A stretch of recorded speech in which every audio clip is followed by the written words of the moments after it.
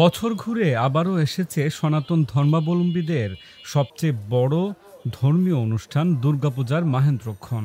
মা দুর্গার আগমনী ঘিরে তাই সনাতন ধর্মাবলম্বীদের মাঝে এসেছে উৎসবের আমেজ। পুরান ঢাকার ঐতিহ্যবাহী শাঁখারী বাজার যেন সেজেছে পুজোর আয়োজনে। দেবীর পোশাক থেকে শুরু করে গহনা, শাড়ি, অলংকার সব মিলছে এখানে। আমাদের এই এলাকায় কিন্তু পূজার উৎসব ১ মাস আগে থেকেই শুরু হয়ে গেছে। অনেকে শাঁখা কিনতেছে, তারপরে যে আমাদের যে ঠাকুর বানায় যে মণ্ডপের যে কাপড়-চোপড় সব এখানে পাওয়া যায়। সবকিছুই এখান থেকে মানুষ নিচ্ছে। এই তো শাড়ি কিনেছি, তারপরে আমাদের ঠাকুরের জামা কাপড় কিনতে আসছি। এই আর কি।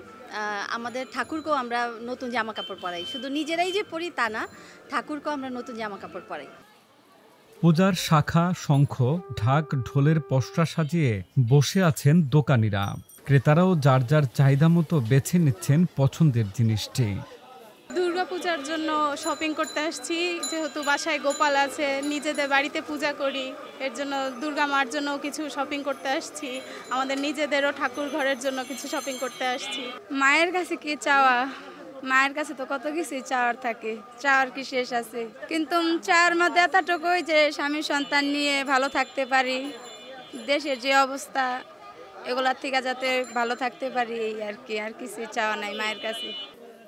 সারা বাংলাদেশ থেকেই পূজা অর্চনার জিনিসপত্র কিনতে শাঁখারী বাজারে সমবেত হন সনাতনীরা। আর দুর্গাপূজার সময় এ যেন আরেক বাড়তি উন্মাদনা।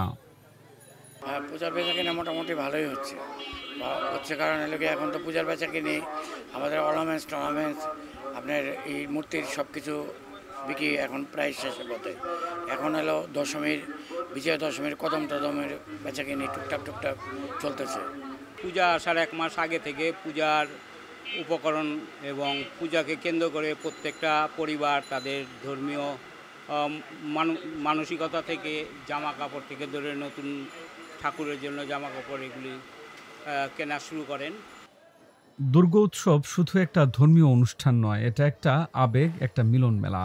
দুর্গাপূজা শুধু সনাতনী নয়, বরং আবহমান বাংলার সকল ধর্ম বর্ণ নির্বিশেষে সকলের এক উৎসবের আয়োজন।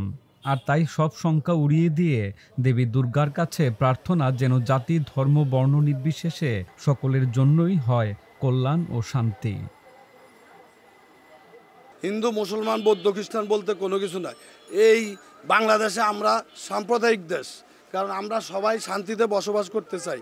কারণ আমাদের যে জিনিসগুলা এগুলো আমরা যেন মা দুর্গার কাছে শান্তিপ্রিয়ভাবে থাকতে পারি এবং দেখা গেছে সবার জন্য মঙ্গল কামনা করতে পারি। আমাদের মধ্যে জাত ভেদাভেদ বলতে কোনো কিছু নাই। এটাই হলো আমাদের সবচেয়ে চাওয়া, মা দুর্গা যেন সবার মঙ্গল করে। হিন্দু, মুসলমান, বৌদ্ধ, খ্রিস্টান যা আছে সবার মঙ্গল হোক।